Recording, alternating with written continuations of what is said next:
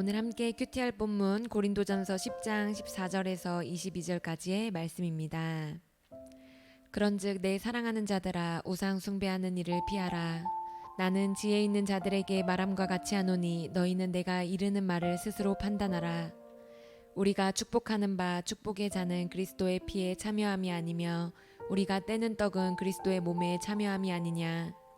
떡이 하나요 많은 우리가 한 몸이니 이는 우리가 다 한 떡에 참여함이라. 육신을 따라 난 이스라엘을 보라. 제물을 먹는 자들이 제단에 참여하는 자들이 아니냐.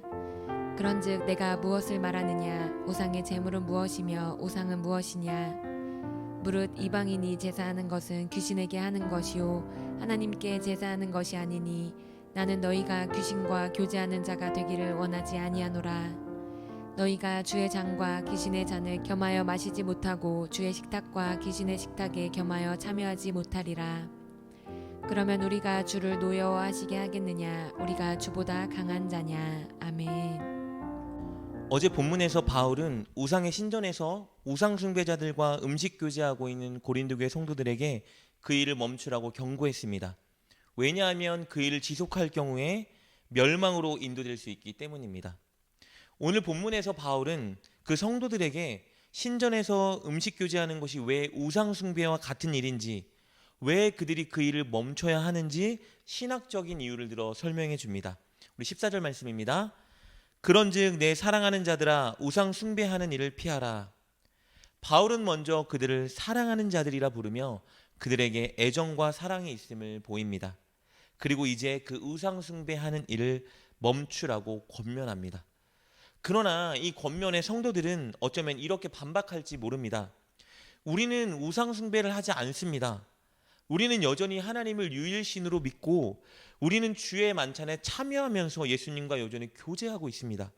신전에 참여하는 일은 그저 사회적인 교제를 위한 것이고 음식은 그저 음식일 뿐입니다.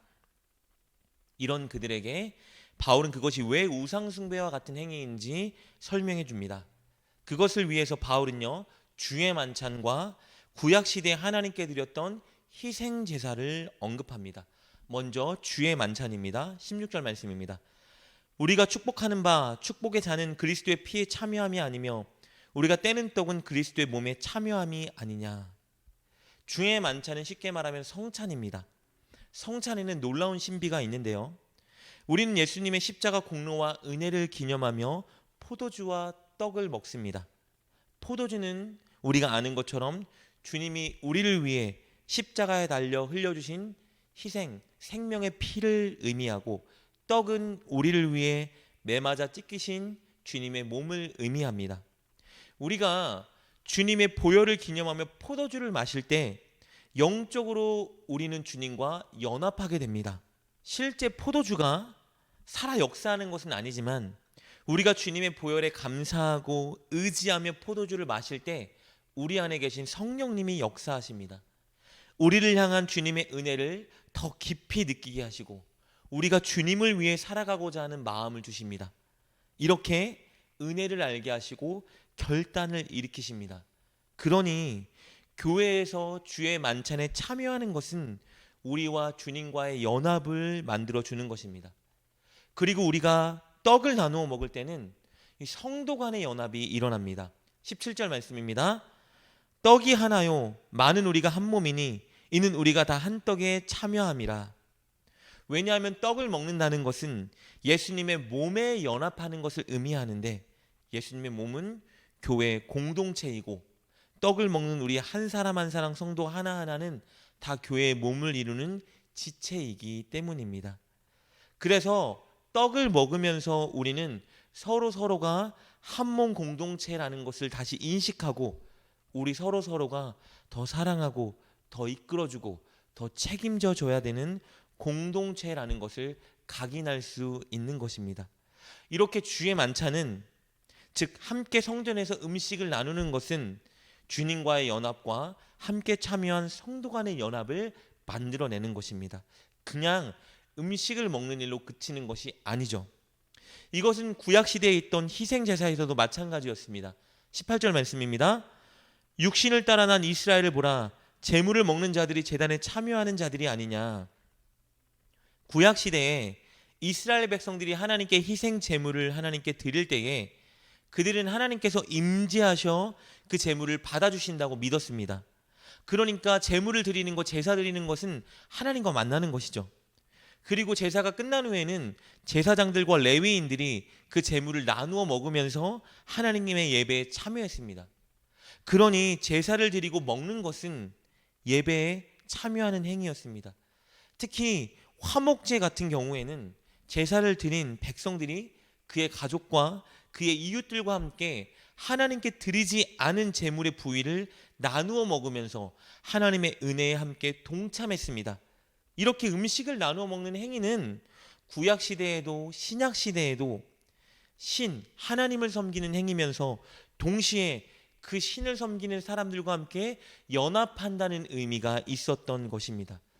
여러분, 그렇다면 우상의 신전에 참여해서 우상 숭배자들과 함께 제사를 드리고 음식을 나누어 먹는 것, 어떤 의미가 있을까요?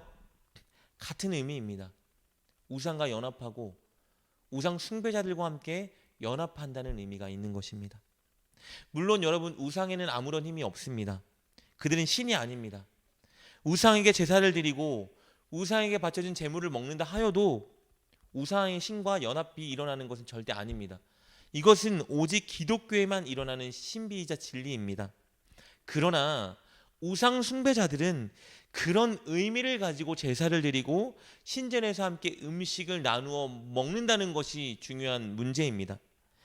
그들은 그들의 신에게 제사를 드리면서 그들의 신의 임재를 기대했고, 또 그들의 신 앞에서 신에게 바쳤던 음식을 나누어 먹으면서 함께 신을 위해 연합하는 공동체를 이룬다고 생각하고 있었던 것입니다. 그리고 이 배후에는 그들을 미혹하는 사단, 즉 귀신의 세력들이 있었습니다. 그러니 신전에서 함께 우상 숭배자들과 음식을 나누어 먹는 것은 그 우상 숭배자들과 연합하는 행위이고, 결국 그 배후에 있는 귀신, 사탄과 교제하는 행위인 것입니다. 그래서 바울은 이렇게 주장한 것입니다.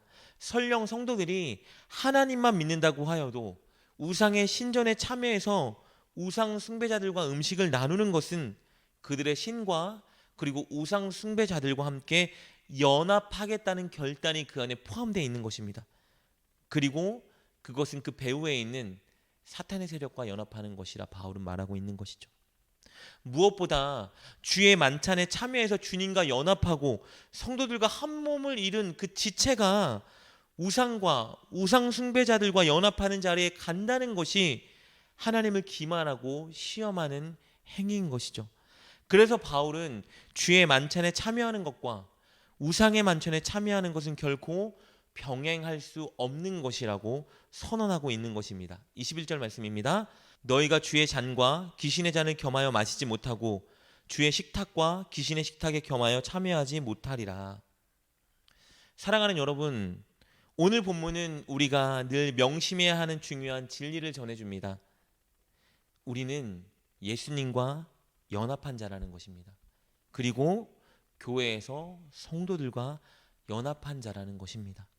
그렇다면 우리는 늘 예수님이 기뻐하는 일을 추구하며 예수님과 하나가 되어야 하고, 성도들을 믿음 안에 세우고 영적으로 건강하게 만드는 그 일을 추구해야 한다는 것입니다. 혹시 저와 여러분 안에 예수님이 기뻐하지 않는 모습은 있지 않을까요? 혹은 저와 여러분 안에 교회 성도들에게 덕이 되지 못하는 모습이 있거나 아예 성도들을 무관심한 모습으로 대하고 있지는 않을까요? 그렇다면 예수님을 위해서, 그리고 성도들을 위해서 그 일을 멈추고 다시 예수님이 기뻐하는 일, 성도들을 세우는 일에 몰두하고 고민해야 할 것입니다. 오늘 바울의 권면처럼 우리가 예수님과 연합한 자요 성도들과 한몸 공동체이자 운명 공동체라는 것을 인정하고 늘 예수님을 위해, 성도들을 세우기 위해 행동하고 말하는 여러분 되실 수 있기를 주님의 이름으로 축복합니다. 기도하겠습니다. 하나님, 주님의 보혈과 찢기신 몸으로 우리를 구원하여 주시니 감사합니다. 주님의 그 은혜를 늘 기억하고 기념하며 주님과 연합하고 성도들과 연합을 이루는 우리가 되게 하여 주옵소서. 늘 주님이 기뻐하는 일에 앞장서고 성도들의 믿음을 세우는 일에 힘쓰게 하셔서 교회를 든든히 세우고 부흥시키는 데 사용받는 우리가 되게 하여 주옵소서. 예수님의 이름으로 기도드립니다. 아멘. 오늘 말씀을 통해 깨닫고 결단한 것은 무엇입니까? 그것을 붙들고 하나님께 기도합시다. 그리고 그렇게 실천하며 하루를 살아가는 여러분 되시길 주님의 이름으로 축복합니다.